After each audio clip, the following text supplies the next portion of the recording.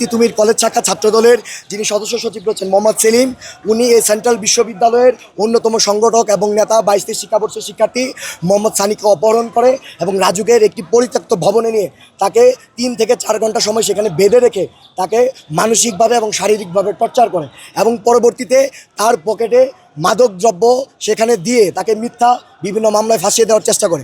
পরবর্তীতে আমরা শিক্ষার্থীরা সেখানে একটি অভিযান চালিয়ে তাদেরকে আমরা উদ্ধার করি এবং আপনারা জানেন যে বদরুন্নাসা ক্যাম্পাসে আমাদের যেই সহযোদ্ধা রয়েছে রুহি, উনি যেই কাজটা করেছেন সেটা হচ্ছে যে উনি ইংরেজি কারিকুলামে ঢাকা সেন্ট্রাল ইউনিভার্সিটিতে পড়াশোনা করতে চেয়েছিলেন। এটি ভিসি স্যারের কাছে তার দাবি ছিল, কিন্তু আমরা দেখলাম যে যখন উনি এই দাবি করলেন তখন সেখানকার কিছু শিক্ষক তাকে জোর করে ইংরেজিতে মাইসেলফ প্যারাগ্রাফ লিখতে বললেন, যা অত্যন্ত হীনমন্যতার একটি কাজ এবং তাকে জোরপূর্বকভাবে সেই মাইসেলফ রচনাটা সেখানে তাকে লেখানো হয়েছে।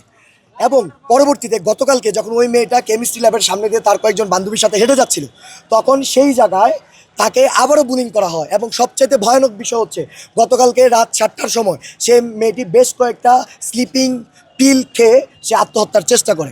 পরবর্তীতে তার পরিবারের লোকজন তাকে উদ্ধার করে তাকে প্রাথমিকভাবে চিকিৎসা দেয় এবং তিনি যথেষ্ট পরিমাণ শঙ্কাজনিত অবস্থায় পৌঁছে যায় এবং উনি এখন আপাতত বাসায় রয়েছেন। কাজে আমরা বলতে চাচ্ছি যে শুধুমাত্র সংসদে আইন পাস হয়েছে, কিন্তু যেই গ্রাউন্ড, যেই ন্যারেটিভ ঢাকা সেন্ট্রাল ইউনিভার্সিটির বিরুদ্ধে যেই সিন্ডিকেট ছিল সেই সিন্ডিকেট এখনও সক্রিয় রয়েছে এবং এই দুইটা ঘটনার প্রেক্ষিতে এবং ভবিষ্যতে যেন কেউ এই ধরনের ঘটনা ঘটাতে না পারে তার তাৎক্ষণিক একটা প্রতিক্রিয়া হিসেবে আজকে Dhaka central university Dhaka college ক্যাম্পাসের শিক্ষার্থীরা আজকে এই বিক্ষোভ মিছিলটি করেছে। ভাই, কি তিনটা দাবি ছিল আপনার? দাবিগুলো যদি একটু বলতেন।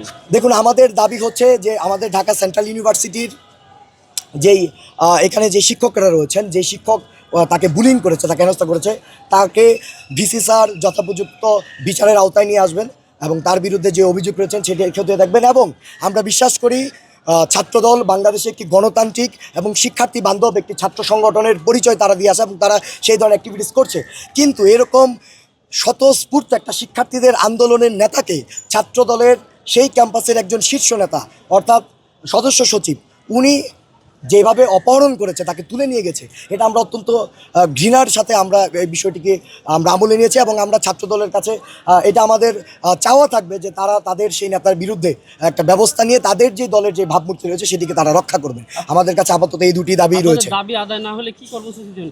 দেখুন, আমাদের দাবি আদায় না হলে আমরা প্রেস বিজ্ঞপ্তির মাধ্যমে গণমাধ্যম কর্মী সহ সারা বাংলাদেশের মানুষকে আমরা জানিয়ে আমার নাম একরামুল হক জিহাদ, আমি ঢাকা কলেজ ক্যাম্পাসে ঢাকা সেন্ট্রাল ইউনিভার্সিটি ইসলামের ইতিহাস ও সংস্কৃতি বিভাগের প্রথম বর্ষের শিক্ষার্থী।